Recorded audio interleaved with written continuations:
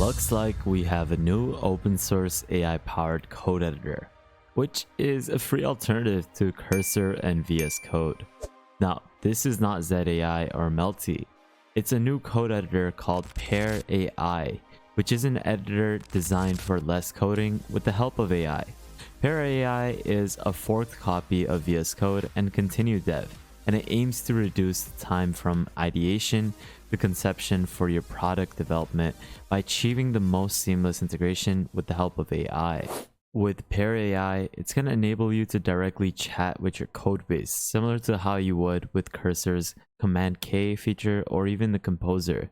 You can ask questions or request the AI to generate code for you with the context of your codebase. It works quite well with choosing specific folders, online docs, terminal content, files, as well as many other sources. You just need to add the source and you're going to be able to chat with it. Another cool feature is the ability to have PearAI directly code in your files and allow you to see diffs with the Command plus I feature or the Control plus I command if you're on Windows. Now this way it is going to be able to handle errors and add comments to your code for suggestions. Now I want you guys to take a listen to the creator of PearAI, who is going to attempt to create a documentation page for it. And in this case, he's going to use PearAI to fully develop that page. And it's something that is quite interesting. So imagine you're onboarding into a new code base, but perhaps you're not too familiar with the programming language or the frameworks being used, but you still have to make a new feature, and that's extremely common. So for this example, we're going to use the PearAI landing page. And we don't have a documentation page, and we actually need one. So let's try that. Alright, so I'm just going to paste this in directly. It says, I'm new to this code base. It's in Next.js. I want to create a new documentation page. How can I do that?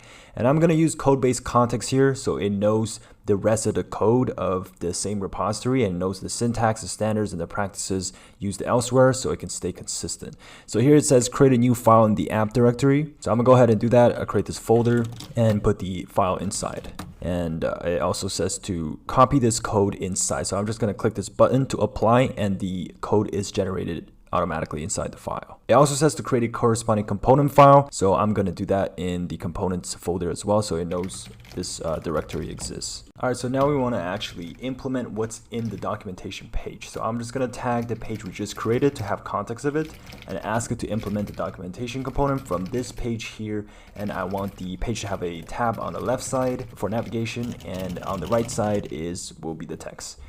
Alright, so here the code is being generated.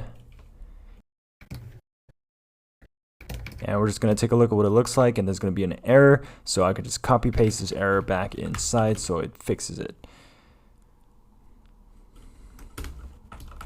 And we go back and refresh the page, and now here it is. But there's a little problem here on top. You can see the navigation bar is kind of blocking the page. So we're just going to ask it to fix this as well by adding some space at the top of the page.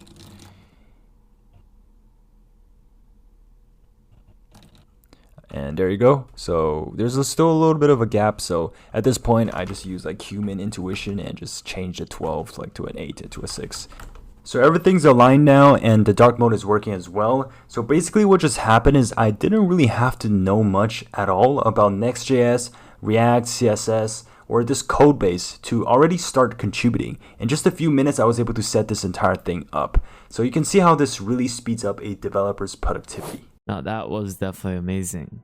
Another thing I want to point out is that unlike ZAI, there is ability for you to actually access this on Windows, which is really great. And it's actually completely for free. There's no freemium option where you need to upgrade after you use a certain amount of credits. This is something that you can utilize with your own API or with a local model such as Ollama. Now there is another plan, which is the $15 per month, which I don't really recommend utilizing because you can just simply use the free account or the free plan so that you can get almost access to everything that you would get with Cursor without even paying. Now, before we get started, I definitely recommend that you take a look at the Patreon page so that you can access the new subscriptions that we'll be releasing this week. I really wanted to point this out. They don't actually store your code, so that's one good point. All code-based indexing occurs and remains strictly locally on your machine. Their servers never store any of your code. Additionally, they maintain a zero data retention policy with their LM cloud provider. Anthropic to ensure that they neither store nor train on your code.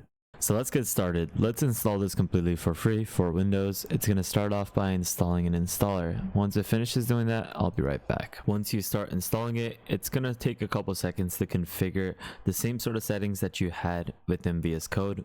And it's going to then have it basically configured into PearAI. And here you can actually change the dark themes to whatever, or the themes to whatever you want, whether that's dark or dark high contrast, as well as light high contrast. Now you can see right away it's exactly the same as VS Code.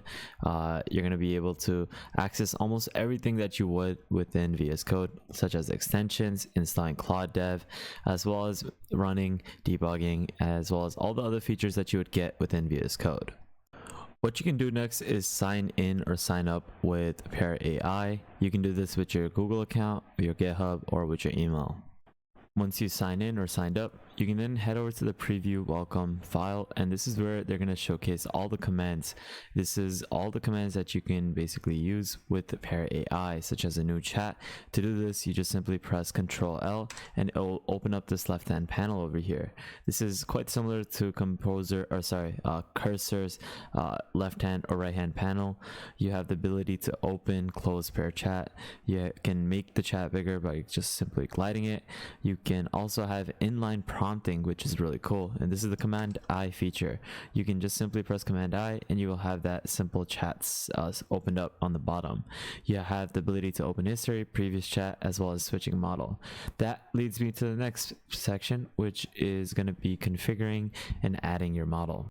So how can you add your models? You can simply just click on this, which states PearAI model, and then in this case you can change it to GPT-4 Omni. You can add Claude 3.5's Sonnet's API key, and to do so just simply click on add model, and you can do it via PearAI server, or you can do other, which will require your API key. In this case, this is the free option, so you would want to use this, and in there you're going to be able to provide your OpenAI API key so that you can utilize the new O1 preview model. You can do it for Anthropic to access 3.5 Sonnet, and you can even have the integration of Ollama so that you can utilize local models. And in this case, you can use all of these open source models or even anything that you installed locally with the PearAI. So I went along and I configured my API key. I am utilizing the the Anthropic Sonnet 3.5 model, and I'd requested to create a Minecraft clone. So it went along and it started generating the code, and in the same manner as Cursor, you can apply it to your current file. You can create or insert, as well as having the ability to copy it. So you can see that it is creating the files that are necessary for this app, and in this case you can have it so that you can basically add it to a file autonomously. So I went along and I created a Minecraft clone folder, and I'm going to be pasting in all of these new files. So in this case, you can just simply click on create. It'll create the file for you, and then just place in the code with the play button, and it's going to start on adding all the code. And you can do the same thing for the player, and we can do the exact same thing by pressing the play button. And now what we can do is we can run the game with the pip install pygame command. I already have this installed, but now we can just simply run this python main.py. So go into terminal, new terminal, paste in this, and then click enter. Alright, so after a couple of configurations, I was able to make this game. I know it's not a really cool game or anything, but we got something outputted. Now, this was something that I just did with a couple of prompts, or just a single prompt actually, and just had it to manually create all the folders. But this was something I was able to create within a couple seconds. So here comes the question that you're all waiting for. Why should you use PearAI over VS Code as well as Cursor? And at this point, even ZAI. Now, all of these different code editors are definitely amazing in their own ways. And I just want to state that it doesn't matter what you use. At the end of the day, it's how you use it. So that's just the main thing I want to really point out. But in terms of PearAI, main reason why you would want to use this over many of these other tools is because of its seamless integration of AI. It's basically a replication of Cursor. It has almost all the same features, such as the Command K feature, as well as the Composer. And it's going to help you code faster with these features. And The reason why you would basically want to use this is because it's completely free and it's a free alternative in comparison to that. Now, I'll be honest, it is a forked version of Continued Dev as well as of VS Code. Now, the only problem is VS Code needs extensions to have AI integrations built within. I'm not saying it's horrible, but it is going to require you to learn and configure those extensions to utilize it. Whereas with PearAI, it's going to directly have those integrations built within its UI. So it truly depends on your preference and how you utilize the code editors. Because in this case, it's open source completely for free, and it has a lot of functionalities, and it supports Windows, unlike ZAI. And in this case, it's something that's quite flexible and quite a great alternative to Cursor. So at the end of the day, all these different code editors are great in their own ways, but in this case, PearAI is definitely something that I would put even above ZAI at this point. And in my opinion, it's something that I have a lot of hopes for. They're continuously working on releasing new updates. Like just today, or a couple of days ago, sorry, they introduced a LeetCode feature in PearAI, which is going to supercharge different students in practicing for LeetCode. Now, this way, there's a lot of small features in which people can access to utilize PearAI as a code editor, and this is something that has been continuously developed by the creator, which is called Frying Pans, and I'll leave his link in the description below. Definitely recommend that you give him a follow, because he was able to develop this single-handedly and with obviously with a couple of contributions, but it's a great tool. And now what we're going to be doing is taking a look at how we can get started with it. But that's about it for today's video on PearAI. I'm going to leave all the links that I use in today's video in the description below. This is a great open source AI code powered code editor in comparison to Cursor, ZAI, as well as VS Code. So I'll definitely recommend that you try this out. Make sure you follow me on the Patreon.